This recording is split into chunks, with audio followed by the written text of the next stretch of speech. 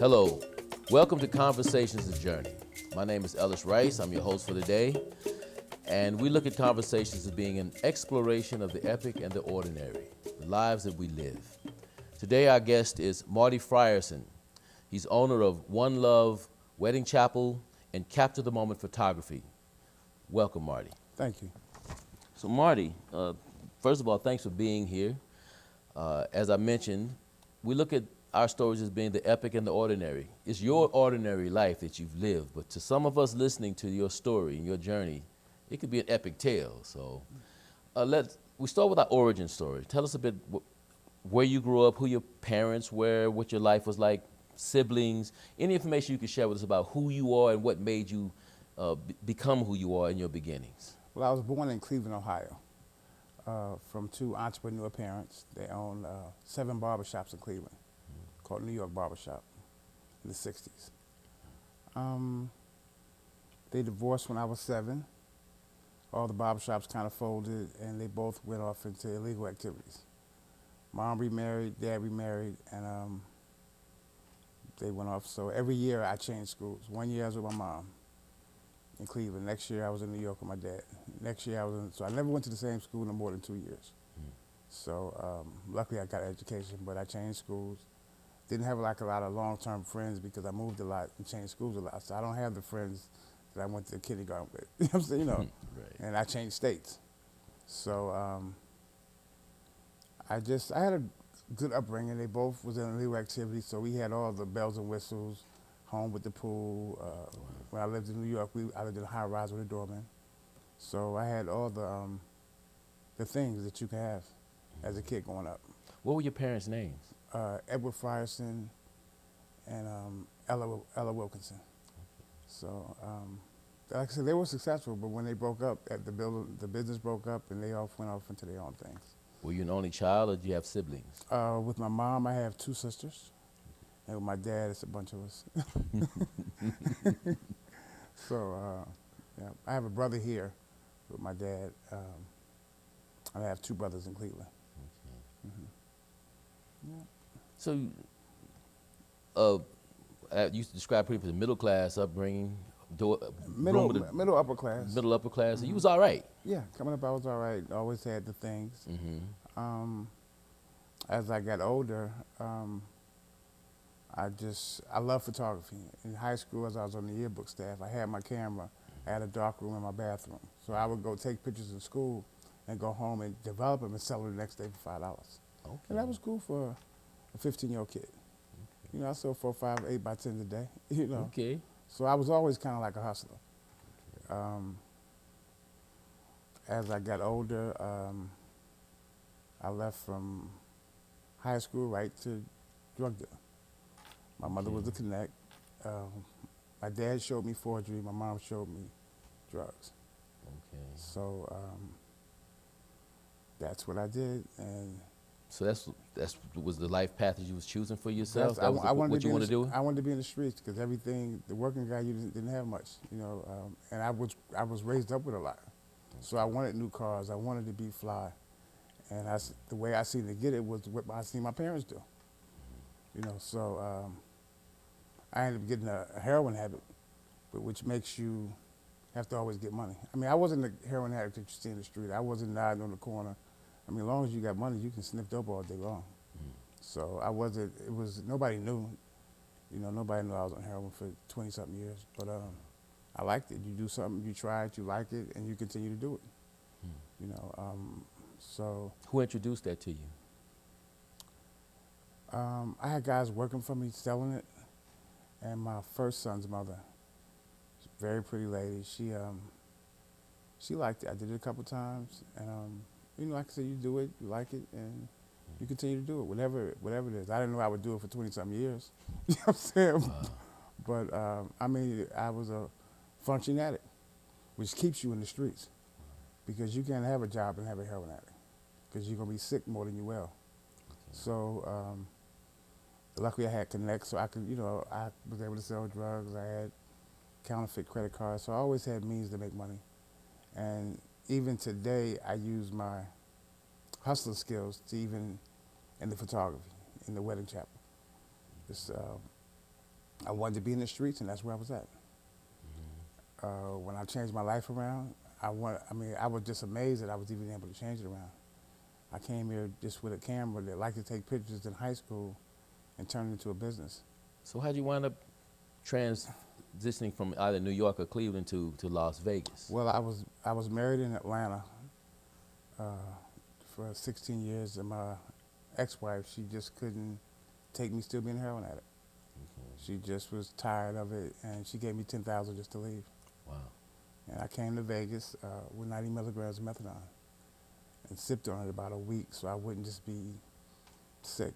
And I walked to every chapel on Las Vegas Boulevard. You know, I had the best camera that money could buy that I bought from the streets. And one chapel hired me.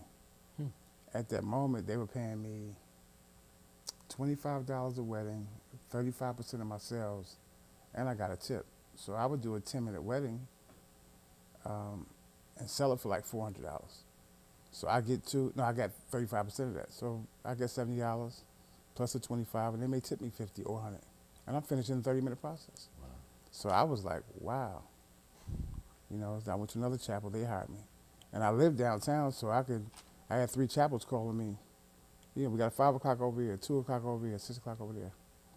And I was just amazed that I was able to make decent money just doing the chapel runs. But in the chapel business, they control your money. And they can always stop at any time, and you learn that from the streets. You know, so I started, it was a guy named Ricky Baller, he was running for councilman. And he was campaigning for councilman, which I didn't know nothing about politicians, and I went to his campaign and said, yo, let me shoot your event. You don't have to buy anything. If you like it, you buy it. If not, don't cost you nothing. He was like, sure, I got nothing to lose. So I followed him around, took the key shots, showed it to him the next day. So he said, I like your work. And I said, well, it's $20 a picture. So he picked out 20 pictures. He said, who do I make the check out to? I'm like, well, Marty Frierson. He said, man, this is campaign money, man. You can't be going to Joe Boat the camera. We have to make it out to a company. So I said, okay, well, just made Capture the Moments by Marty Frierson. Didn't have no bank account. So he writes me the check. Didn't have a bank account, so I went to a check cashing place.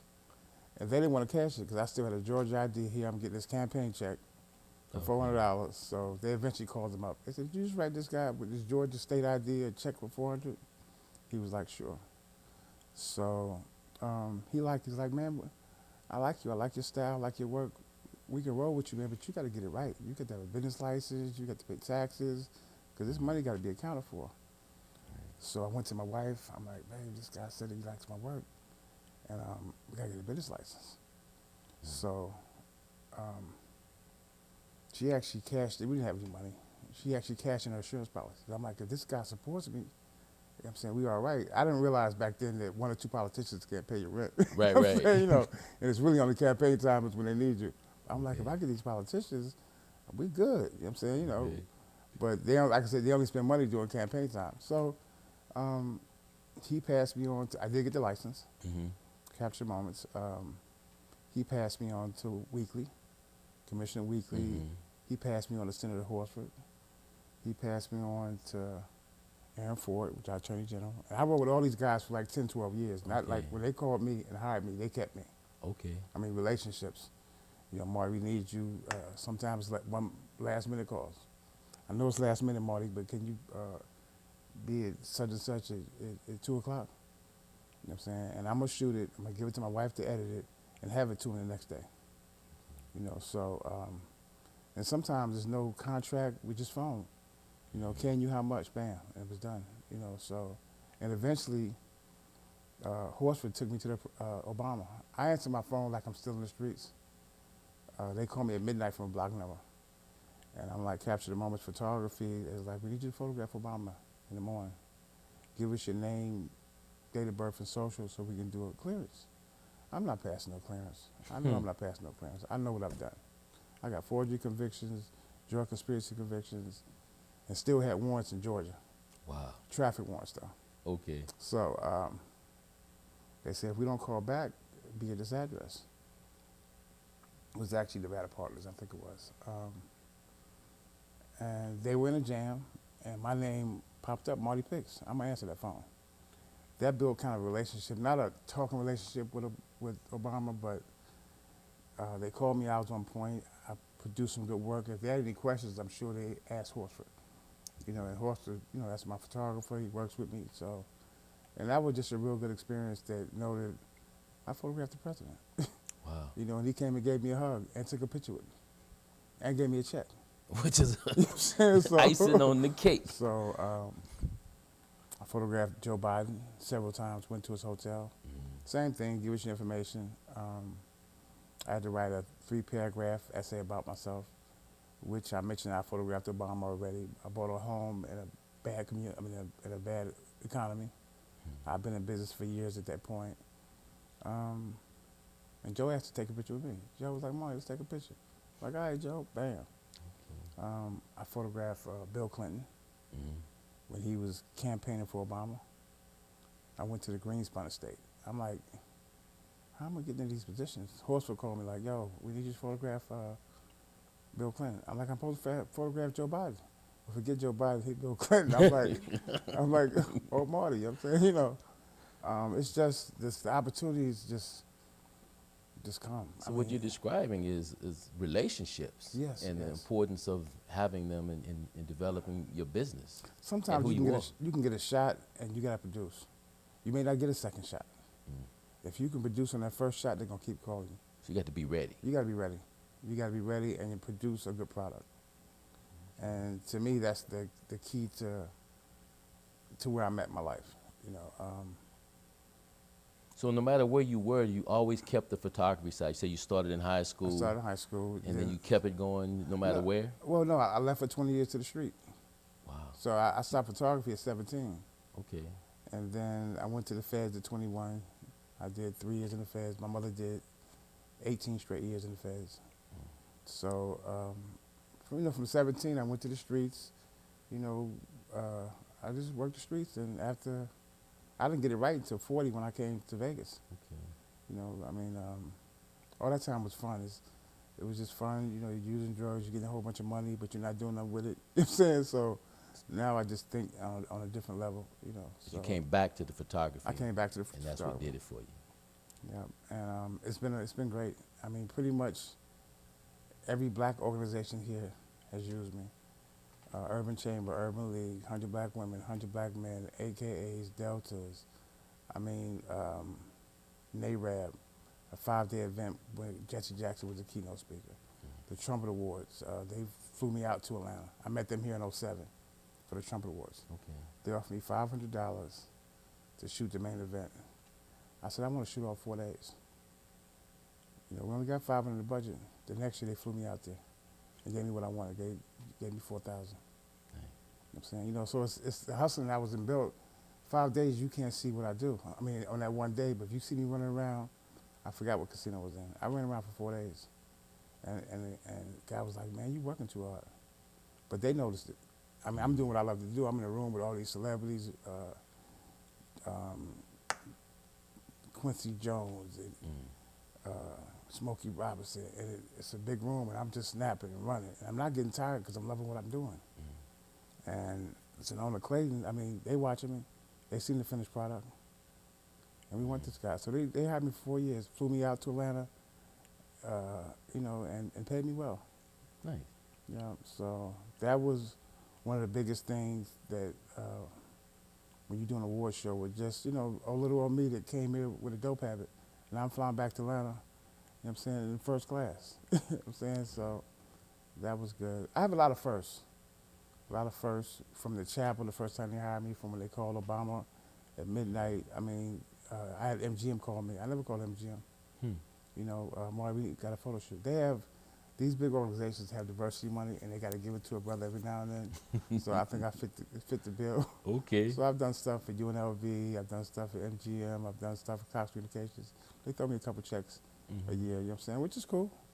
You know, so I enjoy it, you know. One of the things we like to talk about is just how we gather wisdom and how we pass it on. Who are the people that you feel like taught you the things that you need to live by and taught you the most and helped you along the way? Could be a person, could be the people, several people. People from the streets, from my past, taught me a lot. I mean, because the streets and business are really similar. Okay. They're really similar. You're just not putting your life in jeopardy. I mean, in the business, you can get sued if you make a mistake. In the streets, you may go to jail or get shot. So I've always been like a careful person. Okay. You know, so I don't really. It's no one. I mean, one of my partners said, "Man, keep a bankroll." Okay. I mean, when you're in the streets, you know, you may go to jail anytime. You got to have some bail money and lawyer money. Right. You know, so keep a bankroll so you can make things happen. If you ain't got no money, you can't make nothing happen. So I've had some good opportunities to get nice pieces of money. I put it up so when the opportunities came, because things slow down. Photographers don't get money every day. Okay. You know, when COVID hit, I was all right. You know what I'm saying? You know, I just opened my chapel up. I was worried about that, but I was okay. You know, I always look for, I always kind of plan ahead. When you're in the street, you kind of live for the day. Now I kind of live for tomorrow to make sure my wife and kids is fine. Right. So just, keeping some money. I mean, I'm getting it all legitimately. I'm paying my house off now. My house will be paid for in 2 years. Wow. You know, so I'm doing things, so because your life can change in the third quarter. I mean, I'm doing well now, you know what I'm saying, but if I don't take care of things, I don't want to say I was rolling in 2022 and be broke in 2026. Right. And if you don't plan for them things, that's just what happens. You know, like my wife, she never has to work a day in her life. She believed in me, and she went along this journey. She ain't got to do nothing. And she ain't got to want for nothing, ever. You know what I'm saying? So, I just... So that would that be something you pass on to the next, somebody looking at you, like keep a bank, make sure you have a bankroll? You gotta, because if you ain't got no bankroll, you got to use somebody else's money, and you got to make them partners and all that. So, I have a friend of mine. When I started the chapel, I was a little nervous, so I said, "Man, let's go 10,000 apiece and get a chapel. You know, my wife can work it." And he was like, "Marty, I know you got your own money." He said, "Because I'm not gonna be at the chapel working. I'm gonna be somewhere in Hawaii. So when the chapel start making money, you're not gonna want to send me half of it." You know what I'm saying? So, and I think that was the best advice he could have gave me, because I had one number in mind when I got this chapel, and it's doing probably 10 times what I expected it to do. So he was like, "Marty, when that money start rolling in, man, you're not gonna want to break it down when you see me in Hawaii somewhere chilling, because I put work in. I mean, this chapel, I'm there 15, 16 hours a day. Wow. Every day, 7 days a week. Well, I appreciate you breaking us off a piece of know. change today. I mean, it's when you hustle every day. Yeah. It's unless we go out of town, but I'm still gonna answer that phone. So I don't believe in like off days. I mean, when I leave here, I'm going to the chapel. Right on. And my son's there right now. So I mean, money's coming through the door. We're not chilling. So I noticed you mentioned that your wife did editing for you early on, and then she works at chapel sometimes. And No, she don't. No, she don't do. All she do is come by and just smile. She doesn't do any kind of work. Okay, but you say your son's working. Yeah, both my so sons. So bringing them into the game. My 17-year-old son works. He's a hand biller, and my middle son, he's a officiant, a photographer, and a hand biller. What's a hand biller? I don't know. They stand in front of the courthouse and pass out flyers. Oh, hand biller. To get them to come to my chapel, which is 3 blocks away. Okay. So he does well. My 16, he just made 17 yesterday.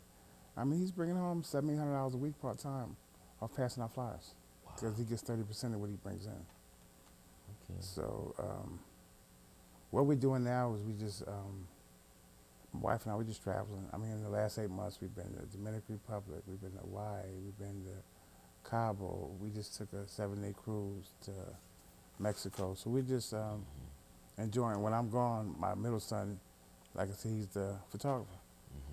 And so we just enjoying the ride. Now, I understand that you just had an event, a wedding at your that just blew up. Yeah. Tell us about that. Kourtney Kardashian and Travis Barker got married in my chapel. So, as I say, I'm 24 hours. I'm really 24 hours. I got a phone call at 12:30 to see if I was open. And I answered the phone, like, "Are you open?" Like, "Yes. We got a celebrity coming to your chapel. We can't tell you who it is, but we want to know, can you get an Elvis impersonator?" So I'm like, it's kind of late, but let me see what I can do. So I called around. I got a couple of Elvises that I have come in and do weddings at my chapel. I told the person that called, I said, well, you got to book online first, because it could have been a prank call. I said, book online, book what package you want to get, and I'll have Elvis here. And he said, we want to be there at 1:45. I said, Elvis will be at 1:30. They came in, got married. It wasn't legal. It was because they didn't have a marriage license, but they wanted to go with the ceremony. They wanted the world to make it seem like it was legal. I'm with them. I mean, they controlled the pictures, the video. So they told TMZ that they was married, and every media in the country called me up to verify it. So I didn't bust their bubble. I'm like, they married. They came to my chapel and spent some money. You know, did they have a marriage license? I don't know the officiant takes good at the Elvis. So, like I said, every in the country, Canada, London, have interviewed me. It was just great. I mean, for 2 days, there was a line of people just waiting to interview me because they got married. Then they came out 2 days later and said it was just a practice test. You know, so that was good. I mean, people were coming by. Somebody came by at 3 o'clock in the morning just to take pictures in my chapel. Wow. Have me take pictures at the same place. Because they wanted to get married. They didn't have the license. So I'm like, we can't be legal, but we could just do a photo shoot. I'm like, sure. Okay. I'm saying people were coming by to my chapel taking pictures of the outside. They want to see the rose bouquet that she tossed, which I still have. So, I mean, the exposure for my chapel was ridiculous. And I love the attention. I've never been on TMZ. You know what I'm saying? I'm on TMZ, Entertainment Tonight. It was just cool. Yeah. So that's a great journey, man. Oh man, I'm just like I said, I'm just enjoying it, man. I'm just enjoying it. I don't know what's next for me. I mean, so like I said, right now my wife and I, we just traveling. Every 2-3 months we getting out of here. Okay. I mean, no budget, we just pick a place and go. And that's a good feeling to know that we can do that. You know what I'm saying? So, you know, and the main part of my success is my wife. She's just been down with me. Like I said, she cashed her insurance policy in just to get my business license 16 years ago. You know what I'm saying? You know, and like I said, she never has to do anything, ever. That's great. And she worked 3 jobs her whole life. She said that's normal. Even when we was broke, she said, what are we going to do? I mean, it was times we ate rice 3 times a day. I'm like, baby, it's going to happen. You just got to wait. You know what I'm saying? You know, with paychecks you get every week, when a job comes, it's going to come. And she believed in me. Wow. You know, so she believed in me, and she reaping the benefits. She believing in me. Yeah. That's a beautiful thing. Yeah. What was it? I think last May I woke up one morning. I said, "Baby, I'm feeling Benzy." She said, "What does that mean?" Let's go get your Benz. And I took her to the dealership and told her to get something. You know, what I'm saying, get what she wanted, and she drove it out of there. You know, that's a good feeling. I mean, because she just been loyal to me, man, and she keeps me just going. She never been with no hustler before. I mean, I'm hustling legally, but she just knows work, and I don't know work. I know grind and get it. You know, so we come from 2 different backgrounds, but she understands now. So as we kind of wrap it up, like, what would you like to just say to the world about yourself, or like how to handle things? That anything you want to do in life, you can do it.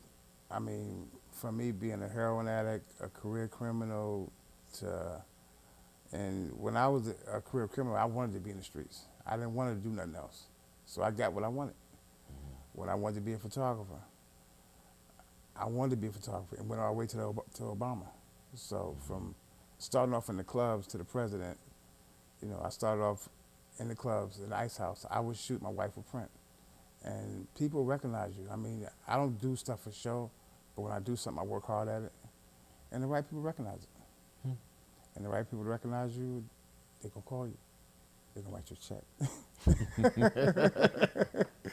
So, like I said, life is good now. I'm humble. I'm humble with my family. I'm humble with just life. Because life can go the other way also. So, if, you know, I don't be out messing around because I don't want to, it can just change. It can change. My chapel could close tomorrow. For anything, the guy can sell the building. So I just always look for, I think positive, but anything can happen. I don't own the building. He can be like, we selling this joint. And they are going to sell it eventually. You know, but I can move, but I probably wouldn't be 3 blocks from the courthouse. So everything is working right now. So I'm just enjoying it with my family. Well, thank you very much, sir. Appreciate it. Thank you. And thank you all for joining us on Conversations, The Journey. Today our guest was Marty Frierson. And safe travels on the rest of your journey, my brother. Okay, I'll be doing a lot of that. Peace. Peace.